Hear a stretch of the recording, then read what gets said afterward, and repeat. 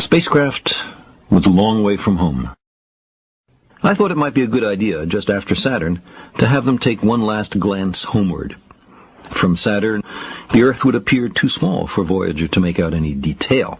Our planet would be just a point of light, a lonely pixel, hardly distinguishable from the many other points of light Voyager would see, nearby planets, far-off suns.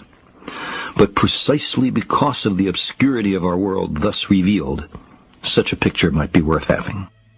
It had been well understood by the scientists and philosophers of classical antiquity that the Earth was a mere point in a vast, encompassing cosmos. But no one had ever seen it as such.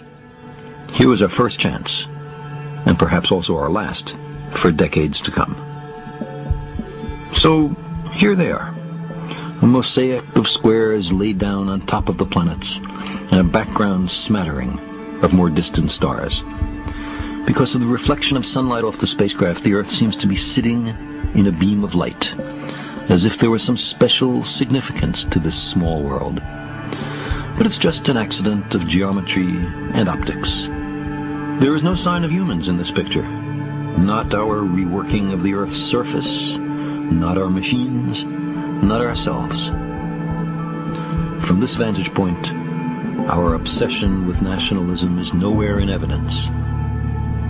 We are too small. On the scale of worlds, humans are inconsequential, a thin film of life on an obscure and solitary lump of rock and metal. Consider again that dot. That's here. That's home. That's us.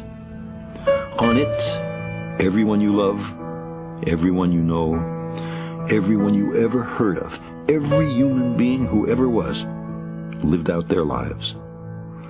The aggregate of our joy and suffering, thousands of confident religions, ideologies, and economic doctrines, every hunter and forager, every hero and coward, every creator and destroyer of civilization, every king and peasant, every young couple in love, every mother and father, hopeful child, inventor and explorer, every teacher of morals, every corrupt politician, every superstar, every supreme leader, every saint and sinner in the history of our species lived there, on the mote of dust, suspended in a sunbeam. The Earth is a very small stage in a vast cosmic arena. Think of the rivers of blood spilled by all those generals and emperors, so that in glory and triumph they could become the momentary masters of a fraction of a dot.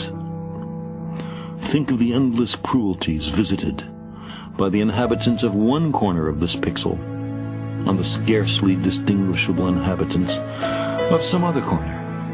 How frequent their misunderstandings, how eager they are to kill one another, how fervent their hatreds.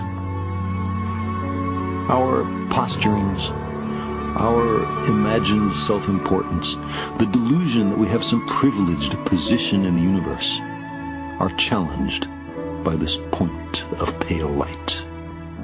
Our planet is a lonely speck in the great enveloping cosmic dark. In our obscurity, in all this vastness, there is no hint that help will come from elsewhere to save us from ourselves. The Earth is the only world known so far to harbor life. There is nowhere else, at least in the near future, to which our species could migrate. Visit? Yes. Settle? Not yet.